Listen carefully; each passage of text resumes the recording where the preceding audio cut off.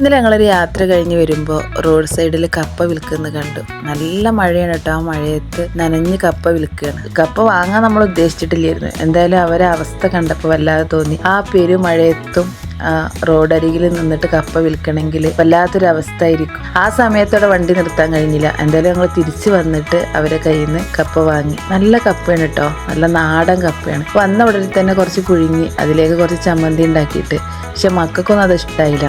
അപ്പം ഞാൻ ഒന്ന് വിചാരിച്ചു, ഇന്നലെ മക്കളൊന്നും കഴിച്ചില്ലല്ലോ, ഇന്നൊരു വേറെ ഒരു ഐറ്റം ഉണ്ടാക്കി നോക്കിയാലോ എന്ന് വിചാരിച്ചിട്ട് ഉണ്ടാക്കിയതാണ് കേട്ടോ. ഇത് സിമ്പിൾ തന്നെയാണ്, എളുപ്പത്തിൽ നമുക്ക് ചെയ്യാൻ പറ്റിയൊരു സംഭവമാണ്. കപ്പ അങ്ങനെ കൊത്തി നുറുക്കിയിട്ട് പുഴുങ്ങിയെടുക്കുക. എന്നിട്ട് പിന്നെ കോഴിമുട്ട അങ്ങനെ ചിക്കി എടുത്തിട്ട് അതിലേക്ക് സവാളയും ചപ്പും ഇഞ്ചിയും അതുപോലെ മസാലകളൊക്കെ ചേർക്കുക. മുളക് പൊടി, മഞ്ഞൾപ്പൊടി, കുരുമുളക് പൊടി, ഗരം മസാല, വേണമെങ്കിൽ നമുക്ക് എന്താ പറയുക ചിക്കൻ മസാലയും ചേർക്കുക. അപ്പോൾ ഒന്നും കൂടി ടേസ്റ്റ് കിട്ടും. അപ്പോൾ എന്തൊക്കെയാണ് നമ്മൾ ടേസ്റ്റിന് വേണ്ടി യൂസ് ചെയ്യുന്ന ആ പൊടി, അങ്ങനെയുള്ള മസാലകളൊക്കെ യൂസ് ചെയ്തിട്ട് നന്നായിട്ട് ചേർത്തിട്ട് അതിലേക്ക് മിക്സ് ചെയ്താൽ മതി. നല്ല ടേസ്റ്റ് ഉണ്ടായിരുന്നു, എനിക്ക് നല്ല ഇഷ്ടമായി. പിന്നെ ഇങ്ങനെ നല്ലോണം വേവും വേണം കേട്ടോ. വെന്തിട്ടില്ലെങ്കിൽ നമ്മളങ്ങനെ അത് കുത്തിയൊന്ന് ഉടച്ചു കൊടുത്താൽ മതി. അപ്പോൾ നല്ല ടേസ്റ്റ് ഉണ്ടാവും. അപ്പോൾ നല്ല മഴ പെയ്യാണല്ലേ, അപ്പോൾ ആ സമയത്ത് നമുക്ക് അധികം വിശപ്പാണ്. അപ്പോൾ ഇതിലേക്ക് കട്ടൻ ചായയും ഈ കപ്പയും കൂടി കഴിക്കുകയാണെങ്കിൽ നല്ലൊരു കോമ്പിനേഷനാണ് കേട്ടോ. അപ്പോൾ എല്ലാവരും ഒന്ന് ചെയ്ത് നോക്കുന്നുണ്ട്.